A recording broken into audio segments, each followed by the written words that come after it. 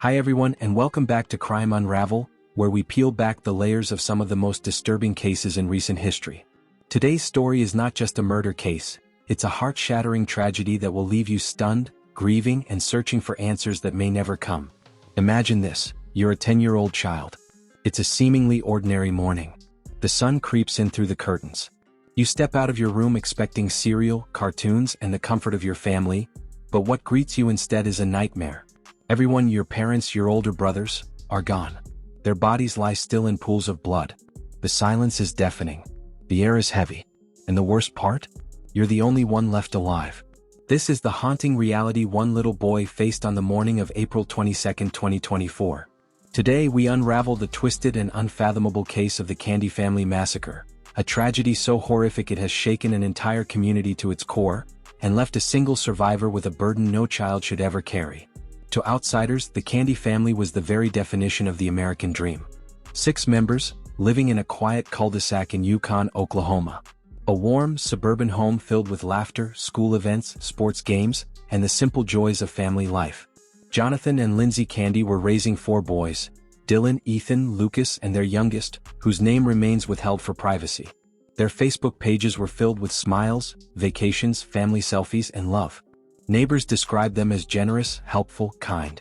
The kind of people who hosted barbecues, cheered loudly at their sons' games, and always had an extra lawn chair for a visitor.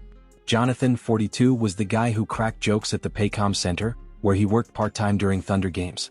Lindsay, 39, was beloved by friends and family, known for her infectious laugh, her deep love for her children, and her unwavering kindness. So how could a family so tightly knit unravel in such a gruesome way? Around 9:30 a.m. on April 22, 2024, a chilling 911 call came in. A 10-year-old boy, his voice trembling with confusion and terror, told the dispatcher that his entire family was dead. Moments later, first responders arrived at the quiet suburban home and discovered a scene that left even seasoned officers speechless. Lindsay Candy had been shot and killed.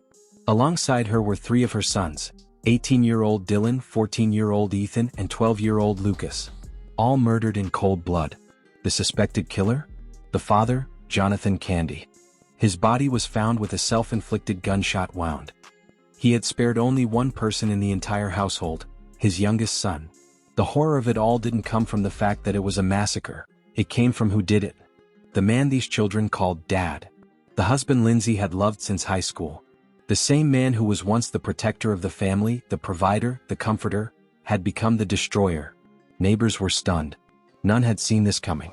In fact, many had interacted with Jonathan just days, some hours, before the killings. He had been cheerful, helpful, normal. At the Thunder vs Pelicans playoff game the night before, he was joking with coworkers, acting like everything was fine. There were no public signs of mental health issues. No history of domestic abuse. No whispers of dysfunction behind closed doors. Just silence, deadly, deceiving silence. One neighbor recalled how Jonathan often mowed the lawns of elderly residents. Another spoke about how their kids played together every weekend. Ethan's baseball coach, T.J. Armstrong, described Jonathan as the dad who hugged everyone. None of them could fathom that such darkness had been brewing beneath such a bright surface. Dylan Candy, 18, was a recent graduate of Mustang High School. Passionate about music, especially drumming, he was a rising star in the OBU Bison Brigade marching band.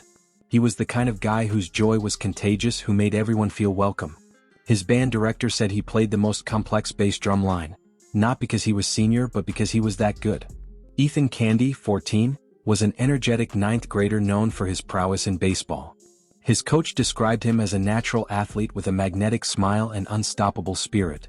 A memorial bench will now stand at the Mustang Youth Sports Complex in his honor. Lucas Candy, just 12, was the baby of the older 3 boys. Curious, joyful, and smart, Lucas was often seen running around soccer fields with his brothers, full of life and innocence. His death, like the others, is unbearable. And then there's the sole survivor, the youngest son whose name we'll protect. A child who will grow up knowing his entire family was murdered by the man he trusted most. Why did Jonathan Candy do this? Why would a father spare one child but slaughter the rest of his family? Investigators have scrambled for clues. Some speculate that a heated argument with Lindsay may have escalated fatally. Perhaps he snapped in a moment of uncontrollable rage. Others suspect he killed her in a moment of violence. Then, unable to face the consequences, decided to eliminate the rest of the family to spare them the aftermath. One theory suggests Jonathan may have suffered from untreated mental illness, hidden depression, feelings of hopelessness, or even financial stress. But there's no record of any psychiatric issues. No suicide notes. No signs of impending crisis. Forensic psychologist Dr. Joni Johnston stated that in over 2 decades of working on family murder cases, she has rarely seen a scenario where the killer spares just one child. Was it a last-minute change of heart? Did he have a special bond with this child? Did he plan to leave a legacy or simply couldn't bring himself to pull the trigger? We may never know. The boy who survived now faces a future filled with unimaginable trauma. He lost his entire world in a single night. No parents. No brothers. No understanding of why. He is currently in the care of extended family. Social workers and trauma counselors have been assigned to help him heal. A GoFundMe has been established to support his future, his therapy, education, and emotional recovery. The community has responded with an outpouring of love, trying desperately to fill the gaping hole left behind by this horror. But let's not sugarcoat it. No amount of money or sympathy can replace what he's lost. This case is a chilling reminder that evil can wear a smile. That people struggling with deep internal battles may hide them behind laughter, community service, and cheerful Facebook photos. That even those who seem okay, might not be. Authorities are using this case as a stark warning to break the stigma around mental health. To talk. To listen. To check in on our friends and family, really check in. Because sometimes, the people who seem to have it all together are the ones who need the most help. Thank you for joining us today. If this case moved you, please consider sharing this episode to raise awareness about mental health, family violence, and the importance of seeking help before it's too late. We hope the surviving Candy's son finds peace and healing in the years ahead. And we hope the rest of us never forget the faces and names of those whose lives were cut short by a father's unthinkable decision. Until next time, stay safe, stay aware, and keep unraveling the truth.